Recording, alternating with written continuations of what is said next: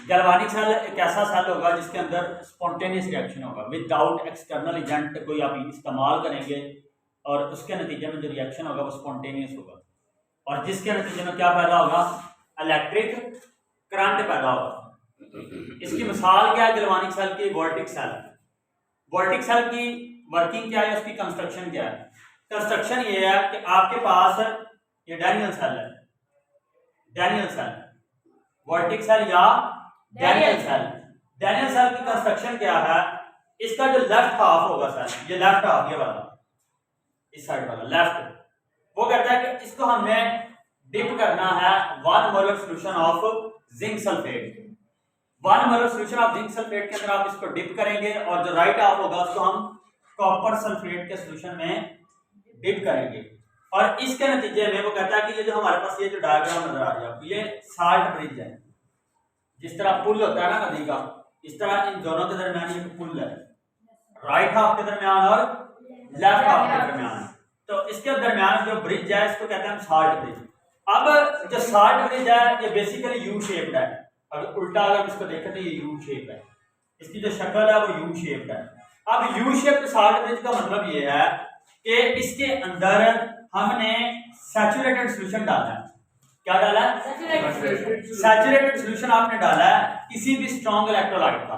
Strong electrolyte का मैंने बताए थे कि ऐसे इलेक्ट्रोलाइट जो किसी भी सॉल्यूशन के अंदर आप इसको डिसॉल्व करें तो वो सारे के सारे क्या हो जाएं, उसके अंदर डिसॉल्व हो जाएं, उसके आयन सारे के सारे डिसॉल्व हो जाएं और उसमें से इलेक्ट्रिक करंट गुजरे तो आपके पास स्ट्रॉन्ग इलेक्ट्रोलाइट होगा। मसलन आपके पास स्ट्रॉन्ग इलेक्ट्रोलाइट है H2SO4, ये स्ट्रॉन्ग इलेक्ट्रोलाइट है। इसके अलावा NaOH, ये सारे दोनों स्ट्रॉन्ग इलेक्ट्रोलाइट है।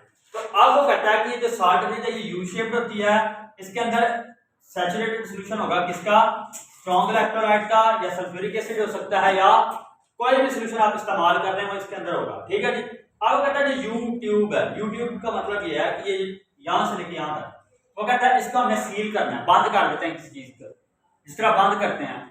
तो वो कहता है कि इसको हमने बंद कर देना है किसके साथ? ग्लास वूल के साथ। शीशे वाली जो रुई होगी ना, जो शीशे के साथ चिपक जाती है, उस रुई के साथ इस साल्ट ब्रिज को आपने सील कर देना ताकि ना अंदर से कोई चीज बाहर आए ना बाहर से कोई चीज अंदर जाए। अब कहते हैं इसका फंक्शन क्या है साल्ट ब्रिज का?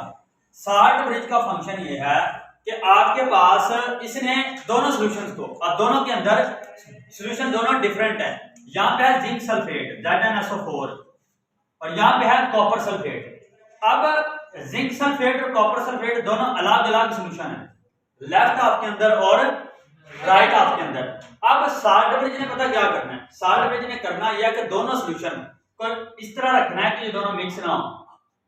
जिस तरह ये अपनी असल हालत में दोनों सॉल्यूशन उसी तरह ये अपनी असल हालत में मौजूद रहे। ठीक है जी। अब वो कहता है कि इसके साथ साथ जो भी आयन निकलेंगे या इस साइड से या इस साइड से, उनको रास्ता प्रोवाइड करेंगे।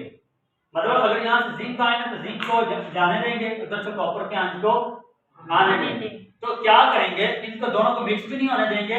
इस साल्ट ब्रिज का फायदा ये, इसका काम ये है कि ये ना तो इधर से जो आयन जाएंगे उनके मिक्स होने देंगे, जो उधर से आएंगे उनको भी मिक्स नहीं होने देंगे, और साथ साथ आयन की ट्रांसफर के लिए ये रास्ता भी प्रोवाइड करेंगे। माइग्रेशन ऑफ आयंस के लिए क्या करेंगे? रास्ता प्रोवाइड करेंगे। अच्छा जी, अब इसकी वर्किंग की बात करते हैं कि डैनियल सेल जो है वो वर्किंग किस तरह से करता है। अब यहाँ पे जिंक सल्फेट, जिंक सल्फेट में जो जिंक है, जिंक एक मेटल है जो इलेक्ट्रॉन लूज करती है। क्या करती है? इलेक्ट्रॉन लूज करती है कॉपर की निस्बत। कॉपर की निस्बत जिंक जो है वो ज्यादा इलेक्ट्रॉन जल्दी से लूज करती है। अब इलेक्ट्रॉन लूज करने के नतीजे में क्या होगा? अब कहता है कि जो जिंक यहां से जो जिंक का इलेक्ट्रोड है ये वाला, इसका नाम देते हैं जिंक इलेक्ट्रोड। अब वो कहता है जो हमारे पास जो जिंक का इलेक्ट्रोड है, ये जिंक इलेक्ट्रोड साहब क्या करेंगे? इलेक्ट्रॉन जब फ्लो करना शुरू करेंगे, मतलब जब इसमें से हमने करंट गुजारा, करंट गुजारने के बाद जिंक इलेक्ट्रोड से जो इलेक्ट्रॉन फ्लो होना शुरू हो गया। जब हमने करंट गुजारा तो इस इलेक्ट्रोड से इलेक्ट्रॉन क्या करना शुरू कर दिए? फ्लो करना शुरू कर दिया, इन्होंने निकलना शुरू कर दिया।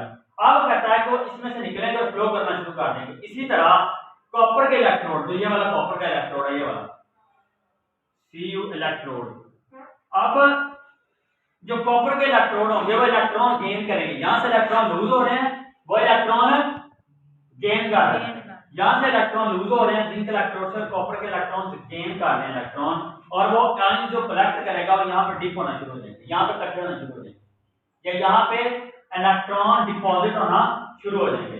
अब कहता है कि अगर हम बात करते हैं इसके रिएक्शन की, तो इसमें भी इसी तरह ऑक्सीडेशन कहाँ पे होगी, एनोड पे होगी क्या कैथोड पे होगी? ऑक्सीडेशन आपकी हमेशा एनोड पे होगी। अब यहाँ पे जो जिंक था, अब जिंक ने क्या किया, अपने 2 इलेक्ट्रॉन लूज कर दिए। हमने पढ़ा था कि ऑक्सीडेशन के अंदर इलेक्ट्रॉन लॉस होगा, ठीक है जी। अब यहाँ पे इलेक्ट्रॉन लॉस और यहाँ पे ऑक्सीडेशन हो रही है। रिडक्शन में क्या होगा, इलेक्ट्रॉन ये गेन करेगा, ये कॉपर क्या करेगा, इलेक्ट्रॉन गेन कर देगा, कॉपर उसी हालत में वापस आ जाएगा। अब अगर हम ओवरऑल रिएक्शन की बात करते हैं, तो ये जिंक प्लस ये वाला Cu+2 ये आ गया। अब यहाँ पे ओवरऑल रिएक्शन में क्या होता है, रिडॉक्स रिएक्शन, ऑक्सीडेशन और reduction at the same time दोनों होंगे। तो यहाँ पे क्या होगा, जिंक और कॉपर, यहाँ पे इसने अपने 2 इलेक्ट्रॉन इसके ऊपर +2 चार्ज आ जाएगा और ये दोबारा उसी हालत में वापस चला जाएगा।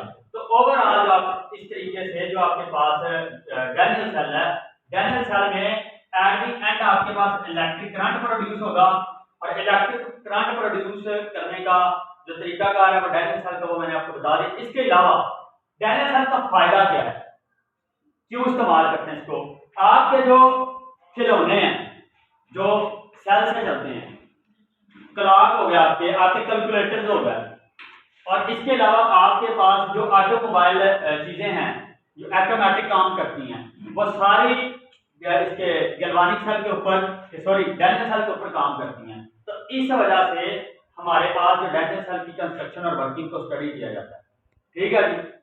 यहाँ तक क्वेश्चन आपका।